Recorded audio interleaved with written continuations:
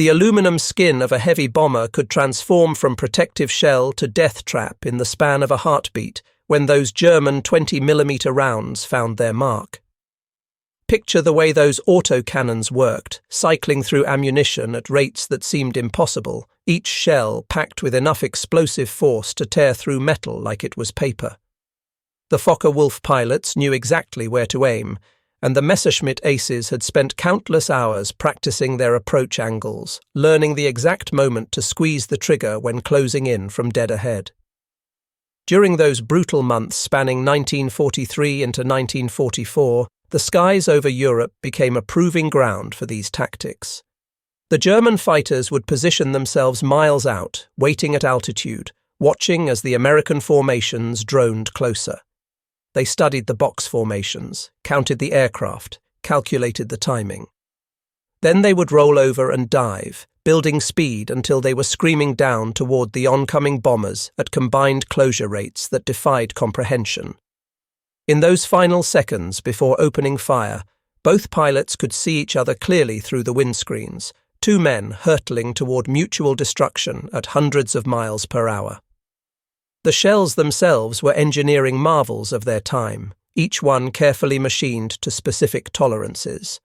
When they left the barrels, they carried tremendous kinetic energy, spinning through the air with rifling-induced stability that kept them accurate even at distances that would have seemed impossible with earlier weapons. The moment one of those rounds punched through the thin aluminum covering of a flying fortress or a Liberator, everything changed.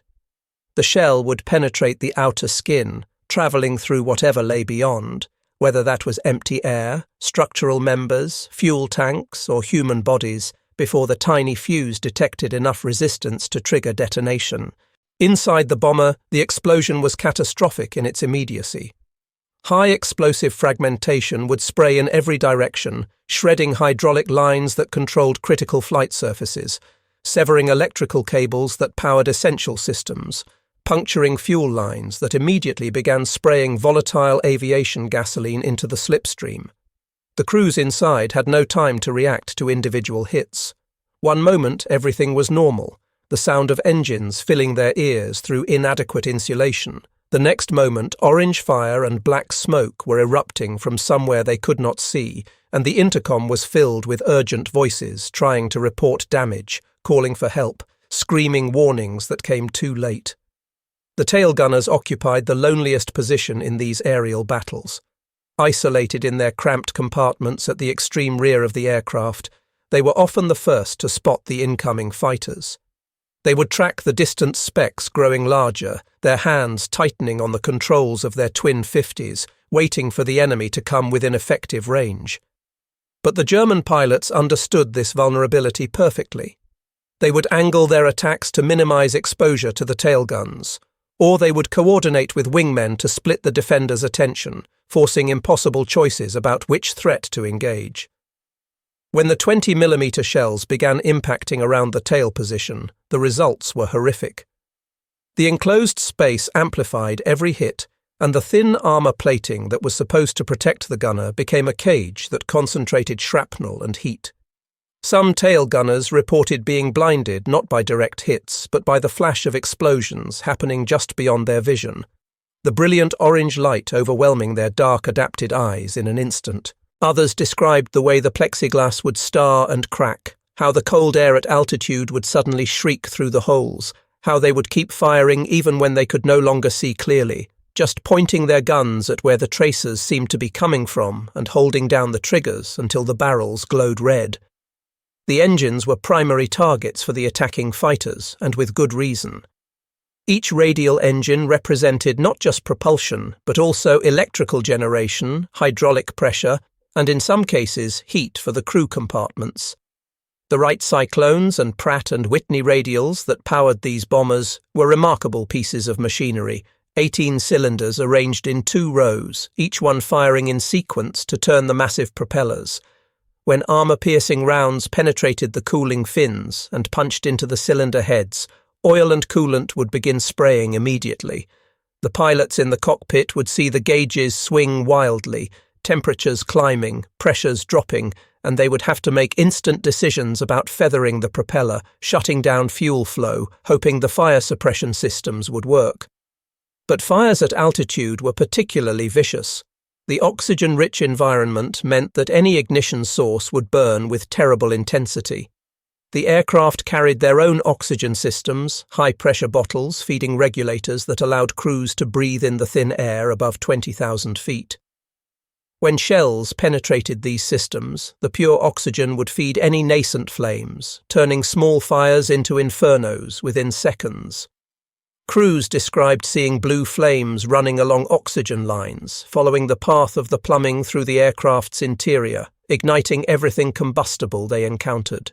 The tight box formations that the Americans had developed were meant to provide mutual defensive fire, concentrating the firepower of dozens of 50-caliber machine guns into overlapping fields that would shred any attacker bold enough to press home an attack. In theory, the formations were brilliant. In practice, when the German fighters came in from head-on, when they were closing at combined speeds exceeding 500 miles per hour, when they were firing shells that detonated inside the bombers, the defensive fire often failed to stop them in time. The formations would buckle under the assault, aircraft would fall out of position, gaps would open, and individual bombers would become vulnerable to follow-up attacks from different angles. The escort fighters tried their best, but in those early days, before the long-range Mustangs became available in significant numbers, they were stretched impossibly thin. The Thunderbolts had range limitations that meant they could only accompany the bombers partway to the targets deep inside Germany. The pilots would nurse their fuel, calculating every minute, knowing that they had to save enough to get home, watching their gauges with increasing anxiety as they penetrated farther into enemy territory. When they finally had to turn back, they would waggle their wings in farewell, and the bomber crews would watch them go, knowing that the next hours would be the most dangerous when they would be alone against whatever the Luftwaffe could throw at them. The German aces understood their advantages during these vulnerable periods. They would position their formations at optimal altitudes, waiting for the American escorts to depart. Then they would begin their coordinated attacks. The most experienced pilots had developed loading schemes for their ammunition belts, mixing different types of rounds in specific sequences. Armor-piercing rounds would come first, designed to punch through any protective plating, creating entry holes for the following shells. Then incendiary rounds would follow, carrying compounds that ignited on impact, starting fires in fuel tanks and hydraulic reservoirs. Finally, high-explosive rounds would detonate inside the airframe, maximizing internal damage, shredding control cables and structural members. This careful sequencing turned each burst into a devastating combination, attacking multiple vulnerabilities simultaneously. The armor-piercing rounds would breach the defenses, the incendiaries would start fires, and the high-explosive shells would ensure catastrophic structural damage. A single well-aimed burst of 2 or 3 seconds could effectively destroy a bomber, even if it did not immediately explode or break apart. The cumulative damage would pile up impossibly fast. Wings would lose their structural integrity as spars were severed, control surfaces would become useless as cables parted or hydraulic pressure dropped to nothing, and the crew would find themselves in an uncontrollable aircraft that was no longer flying but falling. The survivors who made it back from these missions carried memories that haunted them for the rest of their lives. They described the visual signature of the German shells, the way they would see black puffs appearing in the air around them, each one representing an explosion that had just missed or had hit somewhere they could not see. The puffs would multiply during an attack, dozens appearing in seconds, creating a forest of explosions through which they had to fly. Then the fire would start, appearing suddenly, seemingly everywhere at once. It would be on the wing, spreading along the fuel-soaked aluminum. It would be inside the fuselage, smoke pouring from unseeable sources. It would be in the engine nacelles, yellow and orange flames streaming back in the slipstream. The crews counted seconds in these situations, their training taking over even as terror threatened to overwhelm rational thought. They had practiced emergency procedures countless times, knew the drills by heart, but doing them while the aircraft was shuddering from repeated impacts while fire was spreading, while wounded crew members were calling for help over the intercom, required a kind of courage that defied easy description. The pilots would fight the controls, trying to maintain altitude, trying to keep the aircraft stable enough for crew members to bail out. The bombardiers and navigators would be gathering their equipment, checking parachutes, preparing to jump. The waist gunners would be helping wounded men toward the hatches, knowing that every second of delay reduced their own chances of survival. The bailout itself was a terrifying proposition. Even under the best circumstances, jumping from an aircraft at altitude was dangerous. The slipstream could batter a body, slamming people into the tail surfaces, breaking bones and causing unconsciousness. The cold at altitude was brutal, capable of causing frostbite in minutes. The lack of oxygen made every action harder, slowing thought processes, reducing coordination. And all of this assumed that the aircraft was stable enough to permit a safe exit, which was rarely the case when the ship was going down. Some men never made it out. They would be trapped by jammed hatches, knocked unconscious by enemy fire, or simply unable to overcome the centrifugal forces when an aircraft entered a spin. Others would exit the aircraft successfully, only to discover that their parachutes had been damaged by shell fragments, the silk panels torn, the shroud lines cut. They would deploy their chutes and feel the sickening sensation of falling too fast, watching the ground rush up with terrible inevitability. Still others would land successfully, only to face capture, imprisonment, or summary execution if they came down in the wrong place at the wrong time. The technical sophistication of the German cannon systems was impressive, even by modern standards. The MG 151 20mm autocannon that equipped many of the Focke-Wulf and Messerschmitt fighters was a recoil-operated weapon that fired from an electrically driven revolving chamber. The rate of fire could exceed 700 rounds per minute when the system was functioning optimally, which meant that a 3-second burst could put 35 rounds into the air, each one capable of catastrophic damage. The shells themselves came in several varieties, but the most feared was the Minengeschoss, or mine shell, which had exceptionally thin walls that allowed for a much larger explosive charge than conventional ammunition. When these shells detonated, they produced blast effects that could shred aluminum structures and create overpressure waves that would rupture fuel tanks even without direct penetration. The pilots who flew these weapons into combat were professionals who had trained for years, learning their craft through countless hours of practice and combat experience. They understood energy management, knowing how to position their aircraft to maximize speed and maneuverability during the crucial moments of engagement. They knew how to lead their targets, accounting for the relative motion of both aircraft, the ballistic trajectory of their shells, and the time delay before the rounds reached the target area.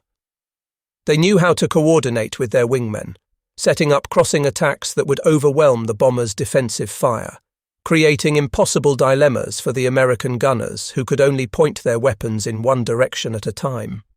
The head-on attack profile that became increasingly common during this period was particularly difficult to defend against.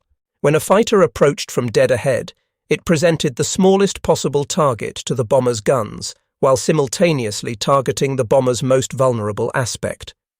The cockpit was located in the nose, with minimal armor protection for the pilots. The bombardier's position in the nose was even more exposed, surrounded by plexiglass to provide visibility for bomb aiming. A burst into this area would often kill or wound multiple crew members simultaneously, decapitating the aircraft's command structure in an instant. The closure rate during these attacks was so high that the actual time available for effective gunnery was measured in seconds. The fighter pilot would see the bomber growing larger in his gun sight at an alarming rate, would wait until the target filled his aiming reticle, would squeeze the trigger and feel his aircraft shudder as the cannon began firing, would see his tracers reaching out, converging on the target, and then he would be past, having to pull hard to avoid collision, the whole engagement having lasted perhaps 5 seconds from firing range to passage. In that brief window, he might have fired 50 rounds, and if even 10% of those connected, it could be enough to doom the bomber. The American crews adapted as best they could to these tactics. They added more armor plating to vulnerable areas, though this increased weight and reduced performance. They trained their gunners more intensively, emphasizing deflection shooting and coordinated fire. They experimented with different formation configurations, trying to maximize mutual defensive coverage while maintaining bombing accuracy. They requested more escort fighters, better escorts, longer-ranged escorts. But all of these measures took time to implement, and in the meantime, men were dying over Europe at rates that shocked even hardened commanders. The psychological toll on the crews was immense. They knew the statistics, knew that the probability of surviving a full tour of missions was alarmingly low. They lived with the knowledge that each mission might be their last, that random chance could put them in the wrong position at the wrong moment, that all their skill and courage might not be enough to save them if the enemy fighters caught them at a vulnerable moment. They watched friends disappear, saw aircraft explode in mid-air, witnessed the terrible beauty of burning bombers falling from formation, trailing smoke and pieces, and they had to keep flying, had to maintain position, had to continue toward the target as if nothing had happened. The ground crews who maintained these aircraft faced their own special hell. They would watch the bombers depart in the morning, counting them out, and then they would wait through the long hours, listening for the sound of returning engines. When the formations finally came back, they would count again, noting the missing aircraft, the ones that had been shot down or had crashed elsewhere. Then they would examine the survivors, walking around the battered aircraft, counting the holes, assessing the damage. Sometimes they would find blood in the cockpits, frozen in place. Sometimes they would find pieces of aircraft that did not belong, fragments from other bombers that had exploded nearby.